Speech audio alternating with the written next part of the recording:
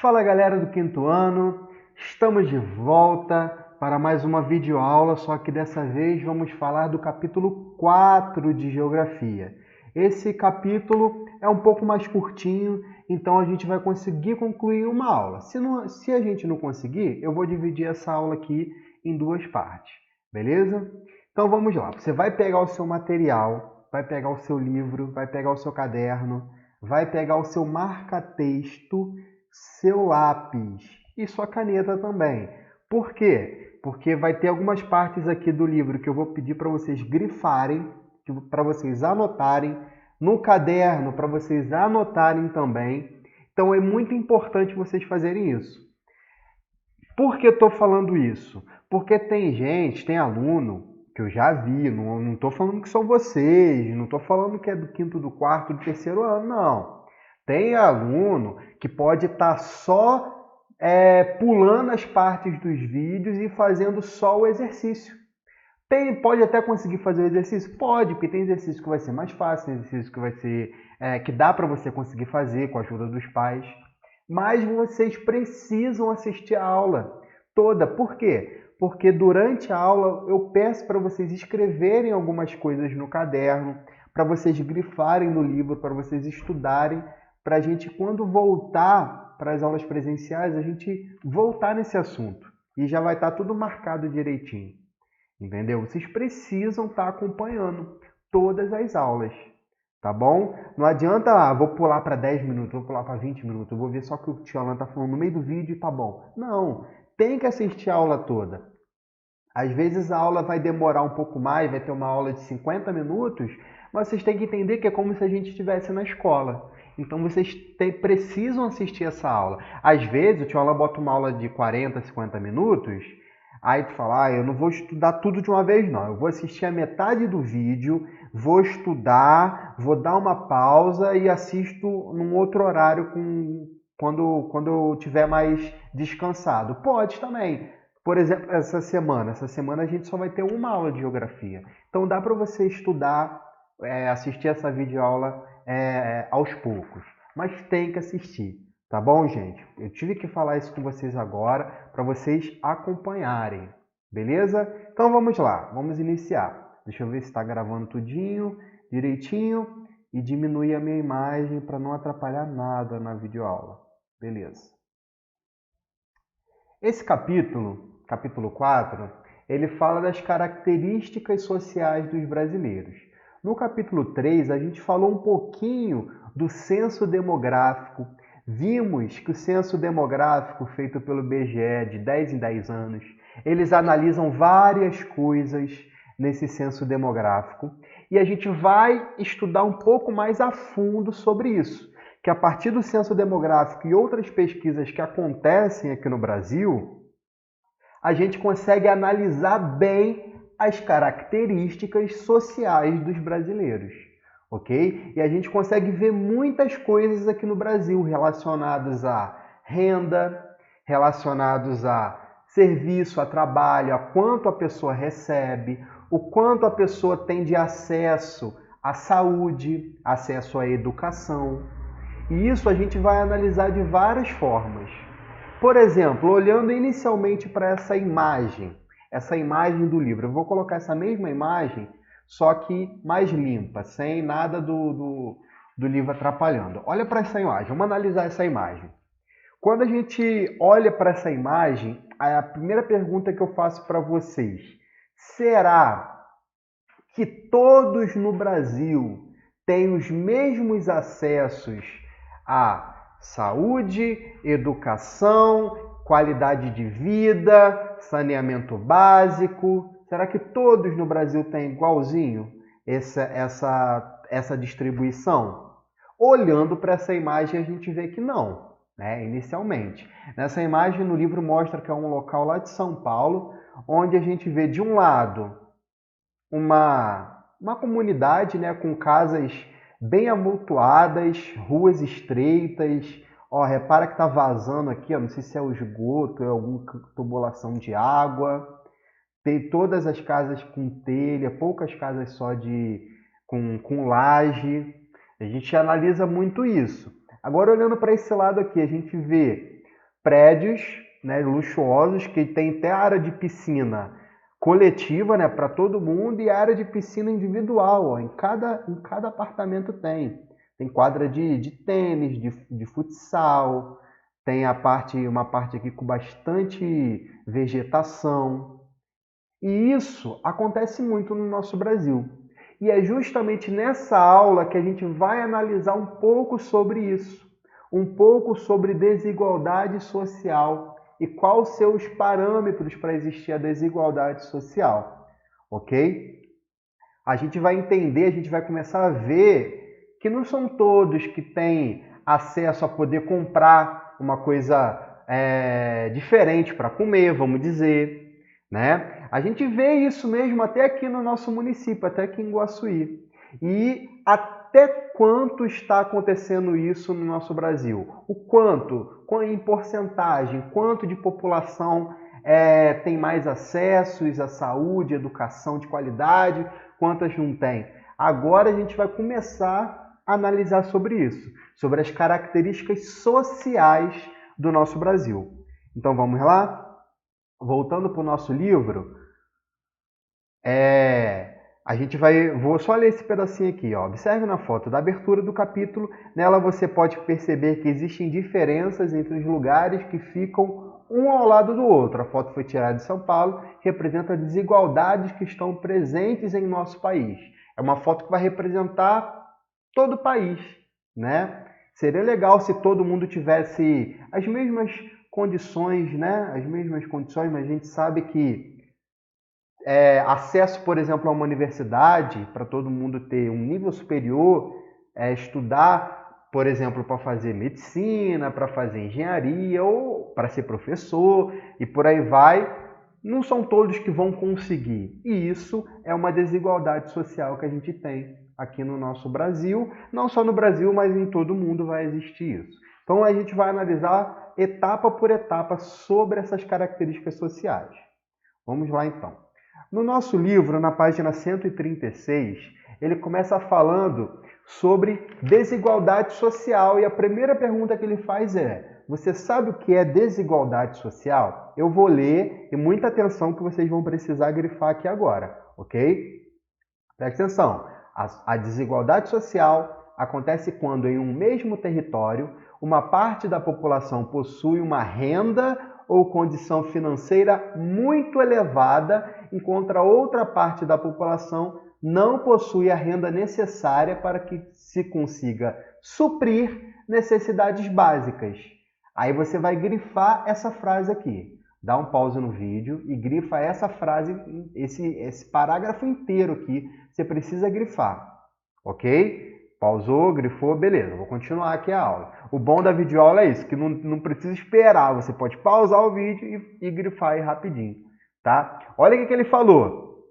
Enquanto uma outra parte da população não possui a renda necessária, uma renda mínima, para suprir as necessidades básicas, como moradia, alimentação, saúde e educação.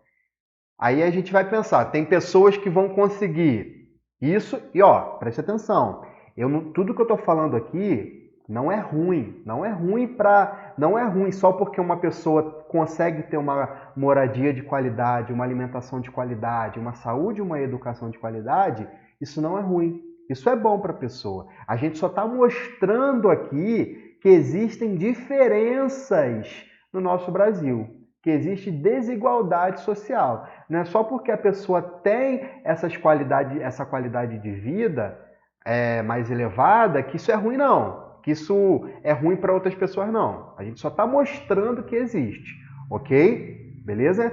Então, vocês grifaram essa frase aí? Então, tá legal. Agora, aqui ele começa a falar um pouquinho sobre essa desigualdade. Eu quero que vocês grifem esse finalzinho aqui, ó. Vários fatores são utilizados para medir a desigualdade social de um lugar. Agora você vai estudar alguns. Grifa essa frase aí também. Ok? Pausa o vídeo, grifa essa frase aqui. Até alguns, de vários até alguns. Show? Por quê? Porque quando a gente fala de desigualdade, a gente vai analisar o quanto uma família recebe, quanto que aquela família teve de acesso à educação, o quanto que aquela família tem de acesso, por exemplo, a um saneamento básico, que a gente já falou, e a gente vai falar passo a passo um pouquinho de cada coisa, ok? Vamos para o slide que eu separei, que eu montei aqui para gente. No slide eu também tinha colocado essa imagem, e tem esse pequeno texto aqui que é justamente o que a gente vai falar nessa aula. O que você vai fazer? Você vai pegar agora o seu caderno. Lá no seu caderno você pode colocar a data de hoje, pode colocar o capítulo e o título do capítulo. E você vai escrever esse texto aqui. Você pode, com calma, pausa o vídeo agora e escreve esse texto aqui, ok? Beleza. Agora, voltando para o texto, eu vou ler para a gente entender. Quando a gente fala de desigualdade, para a gente não ter nenhuma dúvida sobre isso. O que é desigualdade? Caráter ou condição do que não é igual. Desigualdade de condições.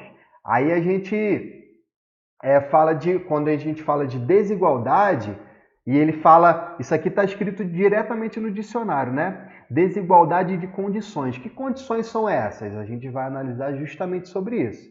Vamos ler comigo, já que vocês copiaram, pausaram o vídeo e copiaram, lê comigo aqui, ó. O Brasil é um país com muitas desigualdades sociais. Uma grande parte da população possui baixa renda. O que é a renda mesmo? É a renda familiar ali, o quanto, por exemplo, o pai e a mãe recebem, junto aquele dinheiro, é a renda da família, entendeu? É a renda da família que tem um valor dividido por pessoa, ok?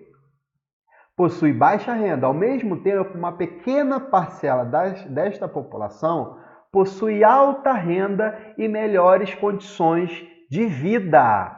Essa desigualdade pode ser percebida não só no acesso a bens de serviço, mas também na paisagem, como mostrou a imagem anterior. Voltando para a imagem anterior, ó, ela não pode ser percebida não só ao acesso a bens de serviço. O que é isso? Acesso à educação, à saúde, ok? Há outros tipos de serviços, a facilidade de poder comprar alguma coisa, por exemplo, mas também na paisagem. A gente vê uma desigualdade na paisagem. Olha para a diferença. As casas tudo amontoadas, com ruas estreitas, vazando água, ou provavelmente água, né? Não deve ser esgoto, entendeu? Diferente da outra paisagem que a gente está vendo aqui. Então, está relacionado isso, como mostrou a imagem anterior. Entre os fatores utilizados para medir a desigualdade social de um lugar estão renda, educação e saúde. É justamente isso que a gente vai falar ponto a ponto na aula de hoje. Renda, educação e saúde. Entender um pouquinho de cada coisa relacionado à desigualdade social no nosso Brasil. Ok? Então vamos voltar para o nosso livro. Lá no nosso livro, ele começa falando sobre renda. Quando a gente fala de renda, que é um dos fatores utilizados na desigualdade, ele vai mostrar o quê? Que tem pessoas que ganham muito, muito, e pessoas que ganham quase nada. Isso, só reforçando, as pessoas que ganham muito, elas estudaram para isso, entendeu? Elas estudaram, mas a gente só está mostrando aqui como isso é desigual no nosso Brasil. A grande maioria das pessoas aqui no Brasil, eu estou falando em todas as regiões, não só aqui, analisando aqui Guaçuí, eu estou falando de todo o território brasileiro que a gente vem estudando. De forma geral, dos mais de 200 milhões de brasileiros, a grande maioria, a sua renda é bem pequenininha, ou zero. Tem pessoas no Brasil que só vivem com o auxílio do governo. Não consegue trabalho porque falta trabalho no Brasil e só vivem com o auxílio do governo. Vamos ler comigo então essa parte aqui sobre renda. Todo o dinheiro que as pessoas ganham por um trabalho realizado, por uma prestação de serviços ou pela venda de um produto é chamado de remuneração, ok? Quando a gente fala de remuneração, a pessoa tem a remuneração X. Então, é o que ela recebe pelo que ela faz.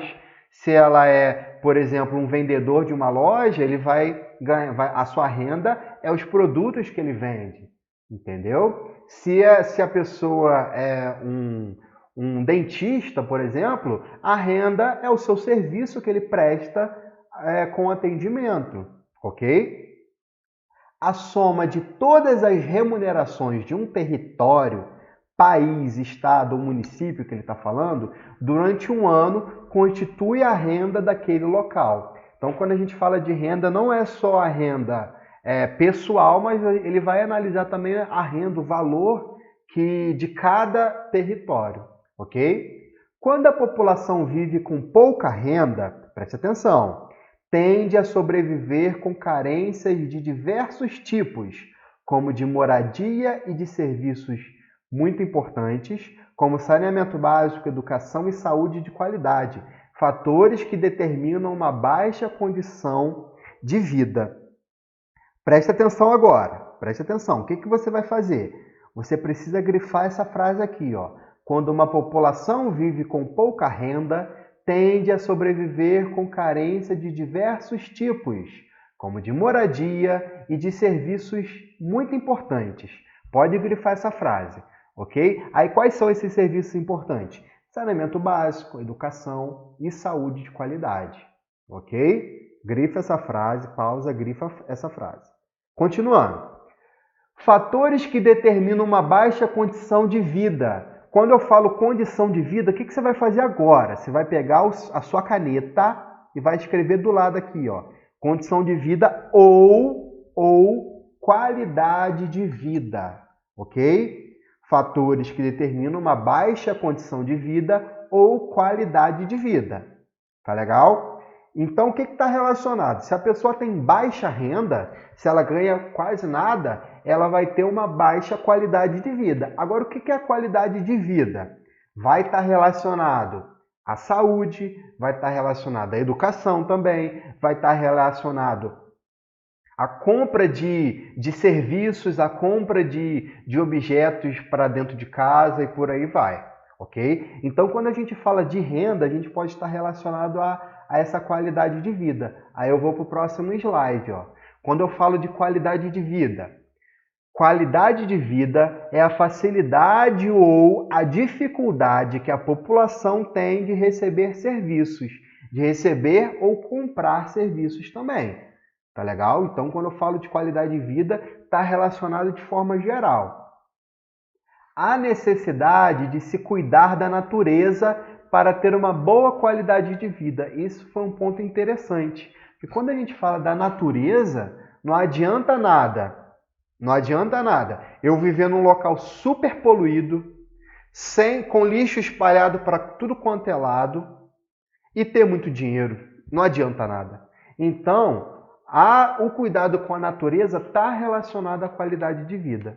Ok? E último ponto aqui, ó. Em locais onde não há bons indicadores de saúde, a população pode ter maiores índices de doença. É justamente sobre isso que a gente vai falar no nosso próximo tópico, que é saúde. Mas antes a gente vai falar da educação. Só que a saúde está relacionada a isso, à qualidade de vida. Quando a pessoa tem um maior acesso à saúde, ela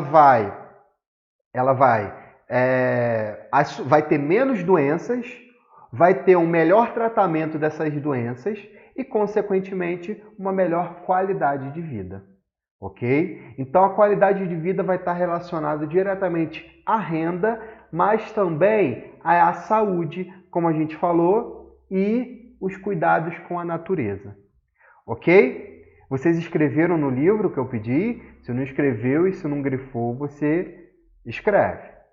Tá bom? Então, de que a gente está falando? A gente não pode se perder.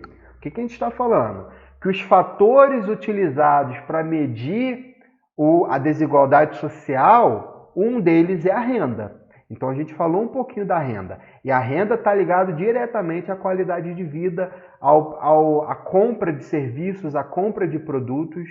E isso vai ser relacionado a essa qualidade de vida. Tá bom? O próximo fator utilizado para medir a desigualdade social é a educação. Quando a gente fala de educação, a gente está falando, por exemplo, das pessoas que têm, que no Brasil, de forma geral, analisando o território brasileiro, as pessoas, por exemplo, que são analfabetas, as pessoas que não têm acesso a uma educação. Quando eu falo educação, eu não preciso nem falar uma educação de qualidade, porque aqui no território brasileiro, quando a gente fala de educação, a gente vai estar falando sim das escolas públicas e das escolas privadas. A gente sabe que nas escolas privadas, igual o Colégio São Geraldo, né? Igual o sistema Aredes-Sá que utiliza, a educação ali vai muito além. Os alunos vão estudar muito mais. Mas quando eu falo da educação no Brasil, é a educação mínima que pelo menos uma pessoa tem que ter. Porque tem gente no Brasil que nem chega a entrar na escola. Entendeu? Muita gente no Brasil que nasce, não vai para a escola, começa a trabalhar desde cedo, ajudando os pais, e vai continuar assim pro resto da vida, não sabe nem ler. Mal sabe escrever o próprio nome. Então é justamente sobre isso que a gente está falando da educação, ok? Mas tem algumas outras coisas. Vamos ler aqui comigo sobre educação. Uma das maneiras de conhecer as desigualdades sociais existentes no Brasil é por meio de informações relacionadas à educação. Pessoas que tiveram a oportunidade de estudar por mais anos em geral têm mais facilidade de conseguir empregos com salários maiores. Já aquelas pessoas que não tiveram essa oportunidade têm maior dificuldade de conseguir esses empregos com salários menores. No Brasil, ainda muitas pessoas analfabetas, ou seja, que não sabem ler nem escrever. Olha o que ele falou aqui, só voltando. Pessoas que tiveram a oportunidade de estudar por mais anos, em geral, têm mais facilidade de conseguir emprego. Gente, o acesso à educação no Brasil, é obrigatório para todo mundo. E o governo brasileiro precisa ter vaga em todas as escolas para todos os brasileiros que precisam estudar. Isso a gente tem que entender. O Brasil não pode nessa educação básica. O que é educação básica? É a que vocês estão. É do primeiro ano até o ensino médio. A gente está falando dessa educação. Essa educação ela é obrigatória. Até o ensino médio é obrigatório. Então, todos precisam ter acesso. Ok? Só que quem estuda, por exemplo, no nível superior, faz uma faculdade, essas pessoas, o que o texto está falando, que estudam por mais tempo, elas podem ter mais facilidade de arrumar um emprego e ganhar salários maiores. É aí que está o problema, porque esse ensino superior, a faculdade, não tem vaga para todo mundo. Não são todos os brasileiros que vão fazer. Ok? Vocês estão entendendo? Por isso que vocês precisam estudar agora. Estudem, para poder chegar lá na frente, poder fazer uma faculdade, poder ter um emprego bom, tá bom? Entenda então essa diferença. A educação do brasileiro, para os brasileiros, é obrigatória, mas é obrigatória até o ensino médio. Até o ensino médio é obrigatório. Todo brasileiro precisa estudar. Todo brasileiro até os 18 anos precisa estudar obrigatoriamente. Depois dos 18 anos, aí a pessoa vai decidir se ela quer estudar ou não. Mas a gente vê, os dados mostram, as pesquisas mostram que as pessoas que têm mais estudo, elas vão ter empregos melhores, vão ter uma qualidade de vida melhor. Ok? Beleza? E falando em analfabetismo, já é outro problema. Quando a gente fala de analfabetismo, é realmente as pessoas que não entraram para a escola. Não entraram para a escola de jeito nenhum. Aí tem essa atividade para vocês fazerem sobre o analfabetismo. No final da aula eu vou explicar que vocês vão fazer essa página 137. Mas só um pedacinho para vocês. Ó. O Brasil ainda tem 11 milhões e 300 mil analfabetos entre a população de 15 anos ou mais. Ou seja, 11 milhões, vocês têm noção? 11 milhões de brasileiros ainda são analfabetos, não sabem nem ler, não sabem escrever. A gente divide o analfabetismo entre saber ler um pouquinho, saber escrever um nome e aqueles que não sabem nada. Então tem pessoas que não sabem nada, não sabem, mal sabe escrever o nome porque fez só um RG, um documento de identificação. Ok? Então isso em 2018. Então foi bem recente essa pesquisa. Ok? Olha aqui embaixo aqui, ó. Embora o país venha registrando redução na taxa de analfabetismo, os pesquisadores apontam que essa queda acontece em um ritmo muito lento. O Plano Nacional de Educação é um plano que estabelece metas em relação à alfabetização. É claro que o governo cria várias estratégias para diminuir o analfabetismo. Uma delas é o Plano Nacional de Educação. Ele vai criar várias metas para que o Brasil diminua o analfabetismo, ok? Então, a gente viu então que o que vai mostrar a desigualdade no Brasil? A renda, a gente viu que vão ter pessoas que vão ganhar muito, pessoas que vão ganhar pouquinho ou nada, e a gente viu que tem educação. Pessoas, por um lado, analfabetas, e pessoas, por outro lado, que conseguem ter a oportunidade de estudar num nível superior, numa faculdade. Ok? Beleza? Então, vamos continuar. Próxima página. Próxima página, a gente fala um pouquinho da saúde. Saúde é um outro fator que vai estar relacionado à desigualdade social. Então, muita atenção que vocês vão grifar algumas frases que eu vou pedir para vocês. Ó. Logo de cara, a saúde de uma população está associada à infraestrutura do lugar em que ela vive. Grife essa frase aí. Grife essa frase. Beleza? Pausa e grife essa frase. Vou continuar. Ter infraestrutura, nesse caso, significa dizer que um lugar possui saneamento básico.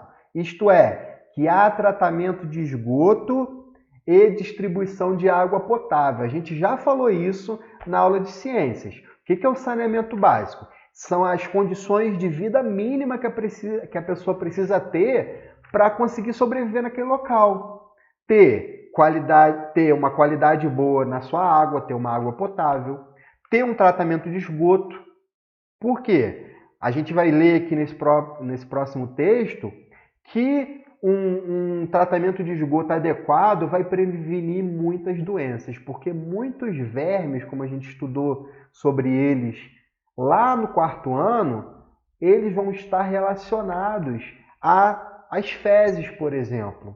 Então, quando você tem um tratamento de esgoto, quando você consegue não ter contato, por exemplo, com as fezes, com o esgoto que vai direto para o rio. Quando você não tem contato com isso, você vai diminuir a quantidade de doenças. E a gente vai ver isso agora. Ok? Grifou aquela frase. Agora agora continua lendo comigo. Daqui a pouquinho a gente vai ver um vídeo. Ó. A desigualdade social, portanto, também pode ser estudada por meio dos indicadores de saúde. Show!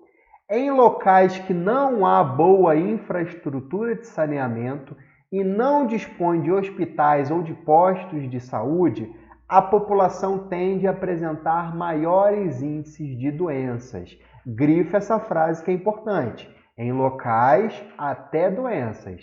Então, o que ele mostra para a gente? Os dados mostram que locais que têm falta de saneamento básico, locais que não têm hospitais para as pessoas irem se cuidar, se tratar da saúde, que é difícil da pessoa chegar num local desse, as pessoas vão ter maiores índices de doença. E isso vai estar relacionado à baixa qualidade de vida, que também vai estar relacionado à desigualdade social. Porque, por um lado, em regiões do Brasil que a pessoa vai ter muito acesso à saúde, muito acesso a saneamento básico, outro lado do Brasil não vai ter nada disso. Ok? Beleza? Vamos continuar lendo aqui. É importante a gente ler para a gente poder entender bem. E vocês precisam grifar essas partes. Vamos lá. Essas doenças também influenciam a quantidade de crianças que morrem antes de completar 1 ano de vida, índice conhecido como mortalidade infantil.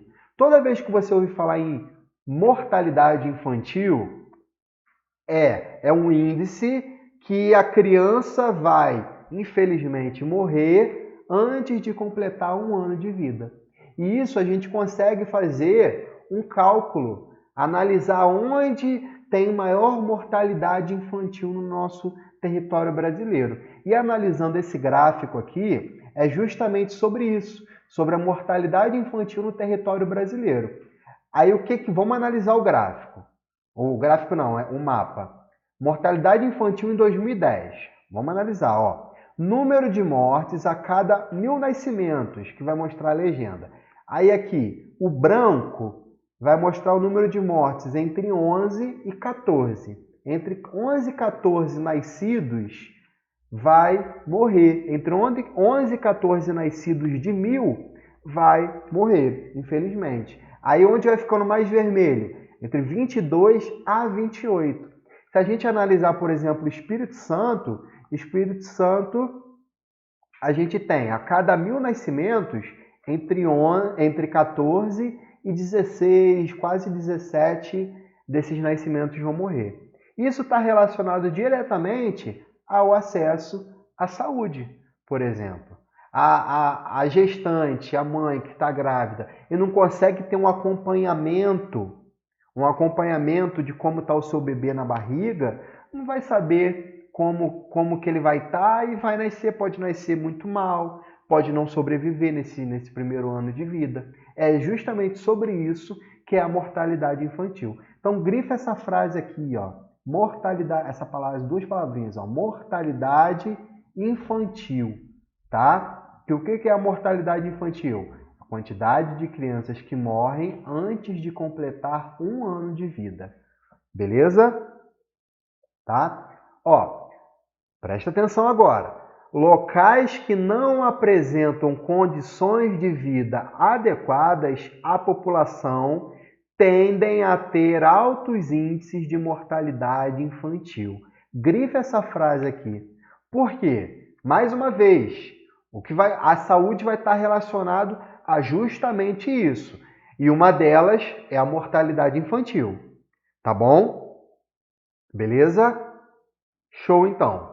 Falando um pouquinho mais de saneamento básico, falando do acesso a tratamento de esgoto e água potável, a gente tem esse outro texto aqui, que ele vai justamente mostrar para a gente, através de pesquisas, que a falta de saneamento básico vai provocar mais doenças, chamadas de parasitoses, por exemplo. Vamos entender um pouco mais disso. Ó, vou ler só o iniciozinho. Várias doenças ainda comuns no Brasil poderiam ser evitadas com o tratamento de água de esgoto e a coleta de lixo, ou seja, com saneamento básico. Então, a gente já falou várias vezes sobre saneamento básico e é justamente isso, tá? Tratamento de água, tratamento de esgoto e a coleta de lixo. A gente não pode esquecer da coleta de lixo, tá bom? Uma dessas doenças é a infecção causada por vermes, a parasitose intestinal. Quando eu falo parasitose, vem de parasitas. Parasitas são tipos de seres vivos que vão fazer o quê? A gente viu isso no ano passado, sobre os parasitas, parasita e hospedeiro, que eles vão se beneficiar daquele hospedeiro, daquele animal, daquele ser humano, e aquele animal, aquele ser humano vão ter problemas com isso. Isso são os parasitas. Os parasitas intestinais são vermes, por exemplo, que vão viver lá no intestino. Quando você tem falta de saneamento básico, esses vermes vão sair, por exemplo, nas fezes. E a gente vai ter contato, as pessoas vão se contaminar com isso. Vocês estão entendendo? Por isso que está relacionado diretamente à saúde. Agora, esse tipo de doença atinge a parcela mais pobre da população. Voltando para aquela imagem lá. Imagina essa imagem aqui. Cadê? Onde está a imagem? Essa daqui. Olhando para essa rua aqui, eu não sei se isso aqui é vazamento de água ou de esgoto. Agora eu pergunto para vocês. Nessas ruas estreitas, passa caminhão de lixo ali? Muito difícil. Muito difícil. Ou seja, a gente já não tem coleta direito de lixo nessa região. Ok? O saneamento básico ali, a gente está vendo que a condição não está muito favorável. Então, quando a gente fala de saúde da população, vai estar relacionado ao saneamento básico e isso vai estar ligado diretamente às pessoas que têm baixa renda, que têm baixa qualidade de vida. Então, é um dos fatores que vai mostrar a desigualdade social. Tá bom? Então, quais são os fatores que a gente já falou agora? Da renda, a saúde, que vai estar ligado diretamente ao saneamento básico, falta de saneamento básico, falta de saúde, acesso a hospitais, provoca maior mortalidade infantil e maiores quantidades de doenças. Aí um exemplo das doenças são as parasitoses intestinais. Ok? Grife essa frase aqui, ó, aqui embaixo, ó. O saneamento previne diversas enfermidades. Grife essa frase e isso a gente tem que entender, tá bom? Saneamento básico vai prevenir muitas doenças. Show?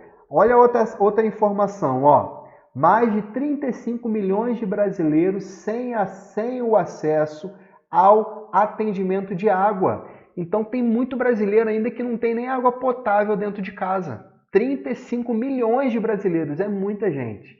Muita gente. O que é água potável? É água que vai chegar por tubulação, que vai vir, por exemplo, dos sistemas de tratamento de água e vai chegar por tubulação na casa da pessoa. 35 milhões de pessoas não têm isso. A gente tem essa facilidade de chegar ali na pia, abrir, por exemplo, o filtro e já sair água potável ali, beber direto do filtro se quiser.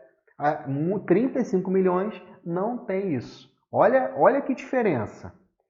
Já quando falamos de esgoto, cerca de 100 milhões de brasileiros não têm acesso à coleta de esgoto. Já parou para pensar? Viver dessa forma? Antigamente se vivia muito assim. Pessoas não tinham a tubulação para levar os seus dejeitos, o seu esgoto fora. O que acontece? Maiores doenças. E ainda hoje no Brasil, 100 milhões de brasileiros não têm acesso à coleta de esgoto. Então, isso pode provocar o quê? Maior facilidade de ter doenças. Olha aqui, ó. Algumas doenças que o saneamento básico previne são diarreia, leptospirose causado, por exemplo, pela urina do rato, dengue, cólera, hepatite e amarelão. Você vai fazer o seguinte, algo a mais para você pesquisar. Essas doenças aqui, ó, cólera, hepatite e amarelão. São doenças que a gente vai falar um pouco mais para frente, mas todas essas doenças vão estar relacionadas à falta de saneamento básico, ok? Então, continuando. Aqui nessa página aqui, vocês vão fazer as atividades. Eu vou deixar no final explicadinho as atividades para vocês fazerem. Bem tranquilo, tá? Falando um pouquinho agora sobre desperdício de comida. Porque quando a gente fala desperdício de comida, isso vai estar relacionado, por exemplo, também à desigualdade social. A desigualdade social do nosso Brasil tem pessoas que vão poder se alimentar melhor, vão ter maior renda, né, para comprar mais produtos. E, por outro lado, são pessoas que vão desperdiçar mais também. Onde pessoas que não vão ter nada para comer, não vão ter a renda necessária para comprar os alimentos básicos para dentro de casa. Pessoas vão ter muito dinheiro e vão comprar mais e, consequentemente, vão desperdiçar mais. Ok? Então, presta muito bem atenção sobre isso. Eu tenho um videozinho para trazer para a gente sobre o desperdício no Brasil. Quando a gente fala de desperdício de alimentos no Brasil, não está relacionado só ao desperdício dentro de casa, não. A gente vai ver que o desperdício vai estar relacionado a outros meios, no próprio mercado, ao transporte desse alimento, à própria colheita desse alimento, que não consegue se aproveitar todos os alimentos, acaba desperdiçando muito. E olha o que ele mostra nesse gráfico aqui, ó. De todos os alimentos produzidos no Brasil, por volta de 40% a gente vai ter desperdício. Olha que doideira, 40% de todo alimento vai ser desperdiçado. Aí você deve estar pensando, tio, eu boto minha comida, às vezes eu não quero mais, eu jogo tudo fora. Então, está incluído nesses 40%. E isso é um dos fatores de desigualdade social. Enquanto umas pessoas desperdiçam muito alimento, outras não têm nada para consumir. E é justamente isso que a gente vai ver agora. Esse videozinho sobre o desperdício de alimentos. Presta atenção. Somos mais de 7 bilhões de pessoas no mundo. Todos precisamos comer. Como dar conta disso? Graças aos avanços da agricultura, do beneficiamento, armazenamento e transporte, nos últimos 50 anos, aumentamos muito a produção de alimentos. Com toda essa tecnologia, produzimos comida suficiente para alimentar toda a humanidade. Mas mesmo assim, mais de 1 bilhão de pessoas passam fome por todo o mundo. Não, olha que... Não, gente, tive que pausar aqui. Uma coisa tem que estar clara. Uma coisa precisa estar clara. Ouve de novo toda isso. A humanidade. Olha o que ele fala. Comida suficiente. Com toda essa tecnologia, produzimos comida suficiente para alimentar toda a humanidade.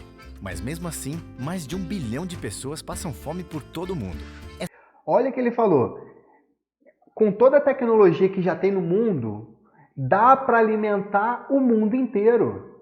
Com tudo que é produzido na Terra, todo o alimento produzido na Terra daria para alimentar toda a população. Se não tivesse desperdício e se não tivesse desigualdade social. Se todos tivessem acesso aos alimentos, todos conseguiriam se alimentar. Agora, aonde uns não se alimentam, ele falou 1 bilhão de pessoas da Terra não se alimentam de forma adequada, e o resto pode se alimentar ainda mais do que o necessário.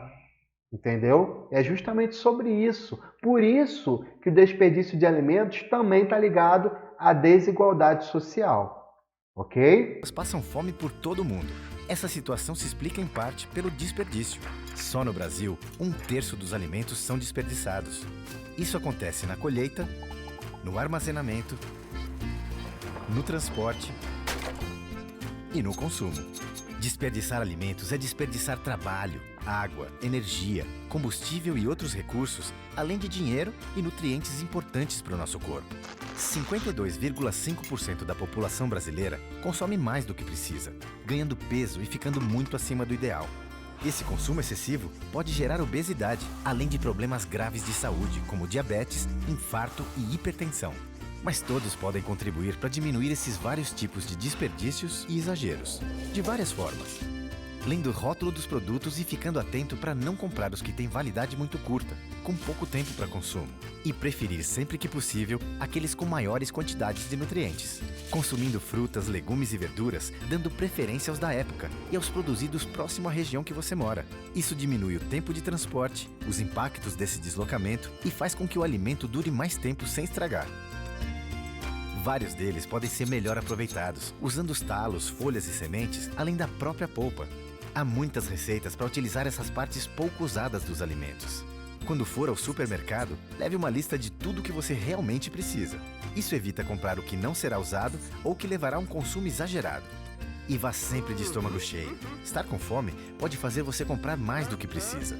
São ações simples como essas que podem ajudar a comprar somente o necessário e a fazer melhores escolhas de alimentos para uma alimentação mais equilibrada. E ajudam a criar um ciclo de consumo que gere bem-estar para todos com menos desperdício. Isso aqui é uma instituição que vai estar sempre tentando conscientizar as pessoas sobre o consumo consciente. Então, quando eu falo de desperdício de alimentos, gente, eu estou falando também de desigualdade social.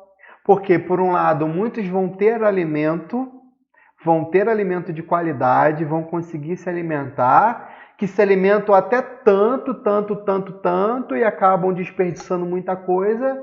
E, por outro lado, vão ter pessoas que não vão ter nada. E isso é desigualdade social também. Ok? Se você tem o seu alimento dentro de casa, se você tem o seu Danone, o seu biscoito, isso é ótimo. Isso é ótimo. Porque seus pais têm uma qualidade de vida, têm uma renda boa para poder comprar. Tem pessoas que não têm. É por isso que a gente tem que evitar o desperdício. Evitar o desperdício. E sempre, na medida do possível, ajudar o próximo, para diminuir essa desigualdade social. Mas ele falou que o desperdício não é só da pessoa dentro de casa, não. Grande parte do desperdício também vai estar relacionado a outros fatores. Por exemplo, olha essa imagem aqui, ó. O caminho do desperdício no Brasil. 10% de todo o desperdício ocorre ainda na colheita. Ainda na colheita eles não conseguem jogar no caminhão, colocar nos caminhões, nos trens, todo o alimento que é produzido. Então, muita coisa pode se perder, entendeu? Não tem o tempo suficiente até o alimento ser produzido e ser levado para o consumidor. É por isso que a gente tem que favorecer ao consumo de alimentos produzidos perto da gente. Aqui, por exemplo, em Guaçuí é muito legal. Tem locais em Guaçuí aqui, por exemplo, a Feira Orgânica, são agricultores que produzem perto de nós aqui. Ou seja, o desperdício é quase zero. Ele não vai ter longos caminhos, viajar pelo Brasil para levar todo esse alimento. Por quê? 50% do desperdício ocorre no manuseio e transporte desses alimentos. Olha que doideira, 50% vai ser perdido esses alimentos pelo meio do caminho. Interessante isso, né? A gente tem que, então, bolar algumas estratégias para esse alimento ser desperdiçado menos. Agora, olha aqui, ó. 30% de desperdício ocorre nas centrais de abastecimentos, no caso as CEASAs. O que é CEASA? No Rio de Janeiro tem muito isso. São locais imensos, onde vão lá mercados menores e compram os alimentos para revender. Entendeu? Compra esses alimentos e revende. Então muita coisa lá se perde. Realmente se perde mesmo. Eu já fui uma vez lá no Rio, nessa CEASA, que é um centro de abastecimento, e eu via muita laranja jogada no chão, que vai sendo perdido, e realmente é muito desperdício. Agora, 10% do desperdício vai acontecer em supermercados e pelos consumidores. Então, a gente desperdiça pouco comparado ao desperdício do transporte. Mas, se todos nós colaborarmos, contribuirmos para diminuir esse desperdício, isso vai diminuir a desigualdade social do nosso Brasil, ok? Então, assim a gente responde a essas perguntinhas. Essas perguntinhas a gente pode responder agora aqui nesse Mais Atitude do nosso livro. Ó, você presenciou alguma cena de desperdício de comida? Você já presenciou?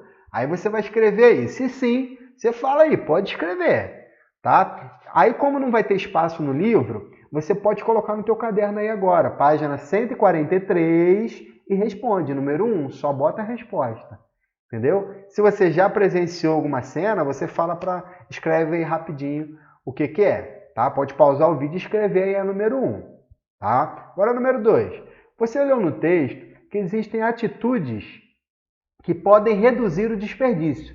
Aí a gente viu no vídeo e tem aqui no texto também, ó. Fazer uma lista de compra para comprar só o necessário, para ver a validade dos produtos, porque muitas das vezes a gente compra um produto, aí deixa dentro de casa guardado. Aí quando vai usar o produto, depois de um tempão, aí olha lá a validade, já passou da validade, aí é perigoso consumir aquele produto.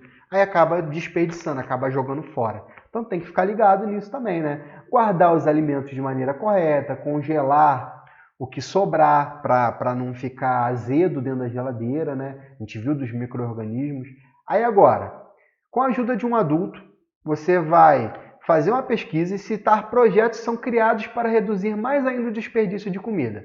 Se você pesquisar na internet, você vai achar. Nessa 2, não precisa fazer não. Eu vou mostrar para você um projeto que tem lá em São Paulo relacionado a diminuição desse desperdício de comida, essa diminuição de desigualdade social. Esse projeto, cadê? Deixa eu achar.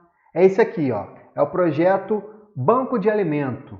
Esse projeto Banco de Alimento é um site que fala sobre esse projeto. O que eles fazem nesse projeto? Eles vão nas feiras de São Paulo, nos finais de feiras lá em São Paulo, e começa a pegar os alimentos que iam ser descartados. Aí esses alimentos eles pegam e distribuem esses alimentos para as pessoas necessitadas. Então, muitos alimentos, olha as fotos, vocês estão vendo, ó, muitos alimentos que iam ser desperdiçados, ó, eles mostram como pode fazer aquele alimento, que às vezes o alimento vem com partes podres, né, partes ruins. Então eles mostram como tirar, mostram receitas de como produzir e distribuem esses alimentos para a população mais carente. Então esse é um projeto de diminuir o desperdício de alimentos. Que a gente vê, se você vê em final de feira, muita coisa se perde. A gente vê, a gente acaba não vendo, né? Mas dentro de mercado, muitos produtos, muitas frutas acabam apodrecendo e acabam sendo desperdiçadas. Entendeu? Então isso aqui é um projeto. Eu vou deixar o link desse projeto para vocês, se ficarem interessados, vocês verem com calma sobre isso. Lá na descrição do nosso vídeo. Tá bom? Beleza? Então a gente viu até aqui o seguinte. A gente viu que a renda é um dos fatores de desigualdade social. A gente viu que a educação é um dos fatores de desigualdade social, que muitas pessoas têm acesso à educação e outras ainda são analfabetos, por exemplo, né? A gente viu que a saúde é um dos fatores da desigualdade social. Pessoas que vão ter maiores qualidades, maiores acessos à saúde, vão ter menos doenças, por exemplo. Isso vai estar ligado diretamente ao saneamento básico que a gente falou, porque as pessoas vão ter menos doenças, ok? E um dos fatores também para diminuir, um dos fatores que mostram desigualdade social são os alimentos. Pessoas vão consumir mais, vão ter mais acesso a esses alimentos e acabam desperdiçando esses alimentos, ok? Agora olha essa daqui, ó. Observe o gráfico. 40% do que é produzido no Brasil vai para o lixo. Segundo as informações do gráfico, quais estratégias podem ser adotadas para diminuir o desperdício de comida? Aí, as estratégias a gente pode falar, por exemplo, sobre essas aqui, né? Fazer uma lista, comprar só o necessário. Mas, por outro lado, a gente pode também fazer uma conscientização das pessoas relacionado a isso. Criar projetos de conscientização, como aquele vídeo que a gente viu. Tá bom? Nessa 1 você responde, a 2 você não precisa responder, tá? E a 3 você pode escrever aí agora, justamente o que eu falei. Essa mais atitude aqui, não vou dar a resposta mastigadinha, não. Vocês precisam responder direitinho aí, e pode ser agora durante o vídeo. Responde essa atividade aqui para não esquecer. O que você pode fazer em casa para auxiliar na redução do desperdício de comida? E aí? Vai pensando aí, pausa o vídeo e pensa, o que eu posso fazer para diminuir o desperdício? Mas pensando, colocar sempre no prato que vai comer, o pai e a mãe sempre falam isso, né? Coloca no prato só o que vai comer, faz sempre isso. Ficar de olho, ajudar o papai e a mamãe a olhar a validade dos produtos dentro de casa, isso é interessante, ok? Beleza? Então, pode responder aí, tranquilamente. Essas 5 aqui você não vai precisar fazer, porque a gente teria que estar em sala de aula. Então, a gente vai deixar para uma outra oportunidade. Tá bom? Só continuando para acabar. Tá acabando a nossa aula, tá? Aqui no Brasil e também em outros países, eles criaram o tal do Índice de Desenvolvimento Humano. A gente vai entender o que é isso. O que é isso? Por quê? Não adianta só no nosso Brasil a gente analisar os parâmetros econômicos. Como assim, tio Alan? Todo o valor do Brasil, tudo que é produzido no Brasil, só pensar em dinheiro. A gente tem que analisar também outros fatores. E é justamente sobre isso que a gente vai falar agora, para encerrar a nossa aula. Vamos lá. Quando eu falo de desenvolvimento humano, vamos ler comigo aqui lá na página 144.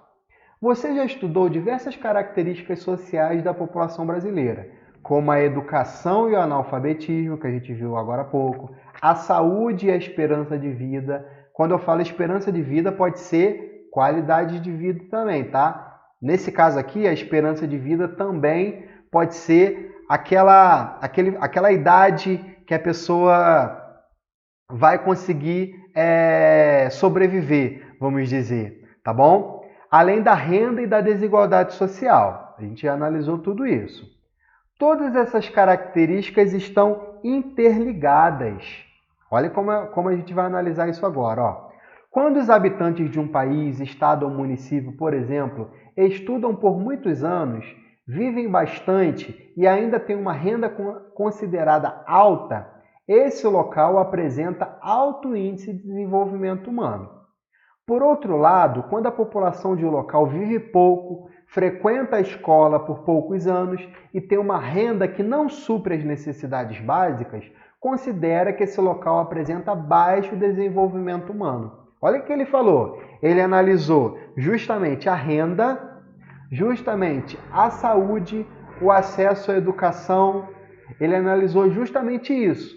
Então, quando eu junto todos esses fatores, eu vou ter o desenvolvimento humano.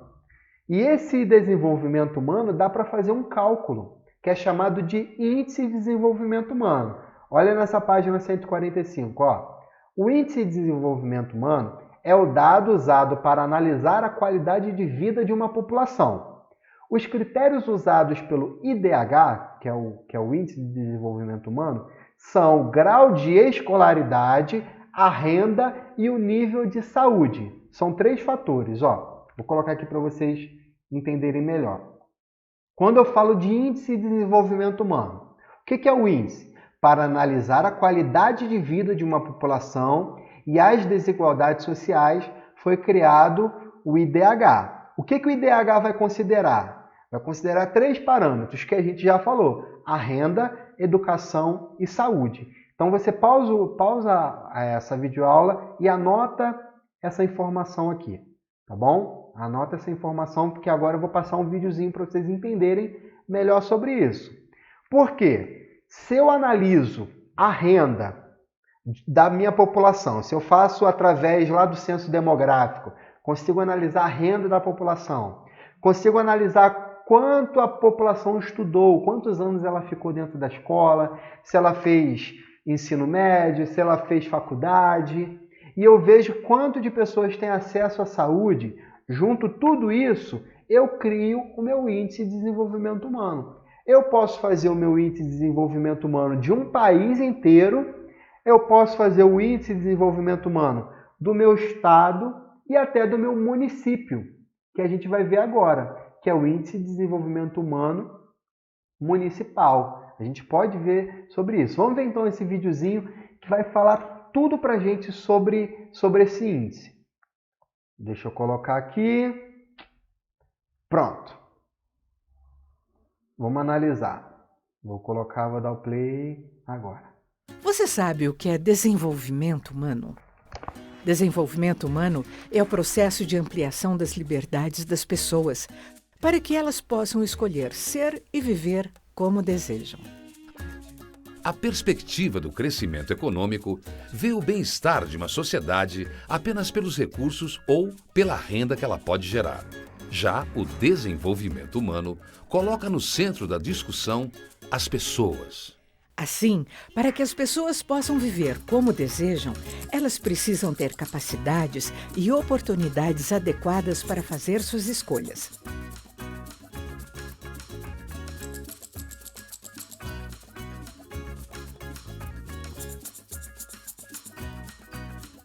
Isso é desenvolvimento humano.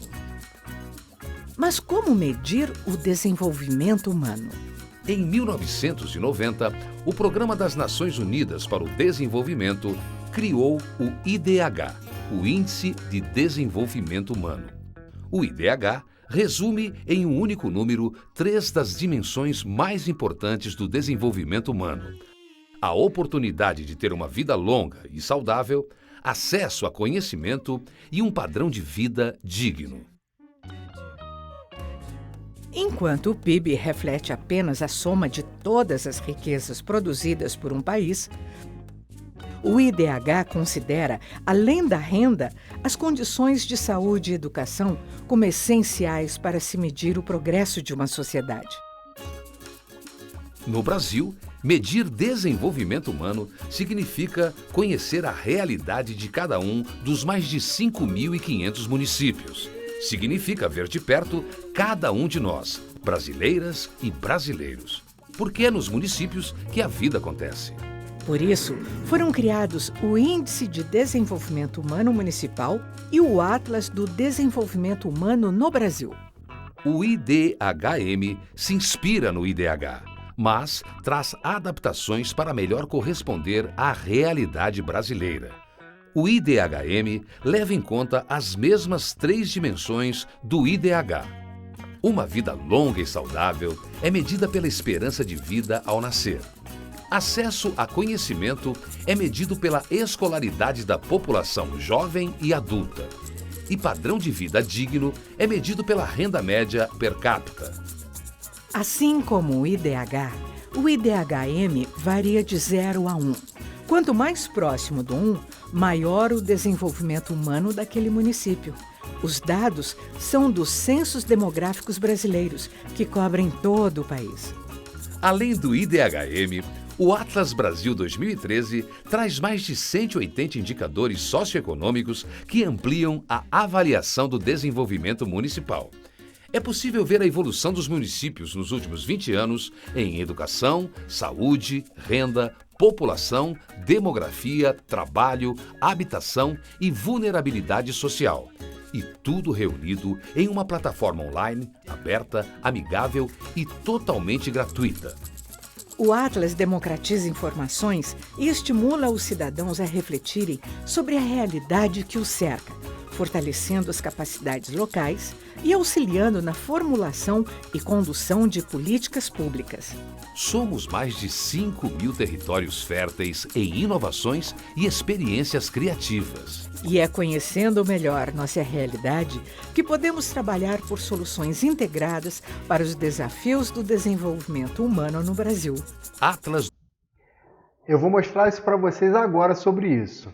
Mas, através desse vídeo, o que ele mostrou para a gente? Ele mostrou justamente que o desenvolvimento humano, através de um índice, através de dados criados lá pelo censo demográfico, utilizando o censo demográfico que a gente viu no capítulo anterior, ele vai criar um índice que vai mostrar como aquele país ou como aquele município está desenvolvendo. E quando ele falou de PIB, que o Índice de Desenvolvimento Humano, o IDH, é diferente do PIB, PIB significa o quê? Produto Interno Bruto. O Produto Interno Bruto é o valor total, só está relacionado a dinheiro, a bens daquele território. Mas quando eu falo de IDH, eu vou estar relacionado também, não só o dinheiro, mas a saúde e a educação. Então, quando eu falo de IDH, eu estou falando de saúde, de renda e de educação. Justamente os fatores que a gente está falando de desigualdade social. Então, se a gente tem um IDH baixo, a gente tem uma maior desigualdade social. Esse IDH ele precisa estar alto. A gente vai analisar justamente isso agora. Só queria corrigir uma informação que eu tinha dado para vocês. Quando eu falo saúde e a esperança de vida, é o que a gente falou lá no capítulo anterior. Esperança de vida é expectativa de vida. É aquela idade que a pessoa tem, dependendo da região, aquela idade que as pessoas conseguem sobreviver. Aí a gente viu através do vídeo que pode ser, a pessoa vai viver mais, pode viver menos, mas aquilo ali é um valor que vai estar relacionado à qualidade de vida. Se aquele local tem uma esperança de vida, tem uma expectativa de vida alta, aquele local tem uma qualidade de vida alta, porque vai ter mais. As pessoas daquele local vão ter uma renda melhor, vão ter um acesso à saúde melhor, vão ter um acesso melhor à educação. Ok? Beleza? Então todo esse conteúdo está interligado. A gente justamente falou inicialmente da desigualdade social e falamos os 3 fatores da desigualdade, que são a escolaridade, a renda e a saúde, o acesso à saúde. Colocamos também ali um pouco do desperdício de alimentos. Falamos um pouco que o desperdício de alimentos está ligado à renda, por exemplo. Tá? E como eu faço esse cálculo? Através do IDH. Eu utilizo dados do censo demográfico que a gente aprendeu na última aula e consigo criar o meu IDH. Aí esse IDH, ele falou do Atlas. Esse Atlas, ele até fala aqui, ó, no finalzinho, ó, Atlas do Desenvolvimento Humano. Ele fala do desenvolvimento humano aqui no Brasil. E eu consigo entrar nesse site, justamente nesse site. Se eu jogar aqui no Google e pesquisar Atlas do Desenvolvimento Humano, ele vai para esse site, que é o Atlas Brasil. Aqui eu posso ver o ranking e fazer consultas. Eu vou primeiro no ranking, ó. Só para a gente ver aonde está, por exemplo, o nosso município. A gente viu que no Brasil tem mais de 5.500 municípios. Vamos ver a posição que está Guaçuí? Só os primeiros colocados aqui, ó. São Caetano do Sul, lá em São Paulo, é o primeiro colocado. É o maior índice de desenvolvimento humano que a gente vai ter do Brasil. Aí, isso quer dizer o quê? Que lá vai ter qualidade de vida, que lá vai ter maior acesso à educação, as pessoas vão ter renda melhor, vão ter maior acesso à saúde. Aqui, Vitória. Vitória está em quarto. Vitória, então, mostra que tem bastante qualidade de vida, tem bastante acesso à educação, tem bastante acesso à saúde. Mas tem desigualdade social em Vitória? Claro que tem. Quem já foi em Vitória vai ver. Vai ver regiões super luxuosas e regiões, por exemplo, com baixa renda, por exemplo, com muita desigualdade social. Agora vamos pesquisar Guaçuí, por exemplo. Ó, vou colocar o estado do Espírito Santo, o município de Guaçuí. Só para a gente, por curiosidade, a gente ver onde está Guaçuí. Guaçuí, olha Guaçuí do Espírito Santo. Não, vou botar aqui todos, de todos primeiro, só para a gente entender melhor. De todos os municípios do Brasil, dos 5.500 municípios, mais do que 5.500, Guaçuí está em 1.811 a sua colocação. Então, está mais ou menos, tá por ali. Aí, se você olhar por essa cor aqui, ó, o IDH dele é 0,7. A corzinha está verde. Na nossa legenda, mostra que a corzinha verde é alto. Então, em Guaçuí, por exemplo, tem um alto índice de desenvolvimento humano. Ou seja, em Guaçuí eu tenho um bom acesso à saúde, eu tenho um bom grau de escolaridade, as pessoas acabam estudando mais em Guaçuí, as pessoas de Guaçuí têm uma renda razoavelmente boa, ok? Agora só olhando para Espírito Santo. Agora vamos analisar, cadê o Espírito Santo? Eu não vou botar todos não, vou botar só Espírito Santo. Agora, olhando só os municípios de Espírito Santo, o primeiro lugar é Vitória, e Guaçuí está onde? Ó, Guaçuí está em 28º de DH. O IDH, 28º, de quantos? 78 municípios. Ó. A gente vê aqui o último é Ibitirama. Aí 28º está Guaçuí, primeiro lugar Vitória. Isso é alguma coisa ruim? Não, porque se a gente analisar aqui o IDH, a maioria é alto, temos aqui muito alto, IDH muito alto, Vitória e Vila Velha, e os outros tá dessa cor aqui, ó, médio. Daqui para baixo é médio. Então, o IDH é médio. Espírito Santo, então, não tem IDH baixo nem muito baixo.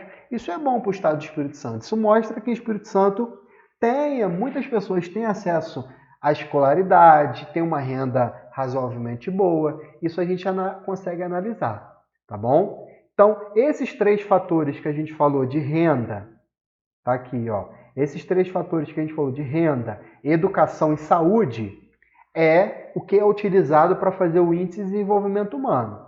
E são esses 3 fatores também que mostram as desigualdades sociais no nosso Brasil. Então, qual é a relação que a gente pode ter? Quanto mais desigualdade social eu tenho no meu território, naquele local, o meu índice de desenvolvimento humano vai ser menor. Por quê? Porque quanto mais desigualdade, ou seja, mais pessoas têm baixa renda, têm menos educação e menos acesso à saúde. Então, isso vai acabar pesando no meu índice de desenvolvimento humano. Tá legal? Beleza? Então, a gente encerra a nossa aula aqui. Só para recapitular, ó. Olha para essa imagem aqui. Poucos com muito e muitos com pouco. Isso é uma imagem clara falando de desigualdade social. E a desigualdade social gera problemas à sociedade.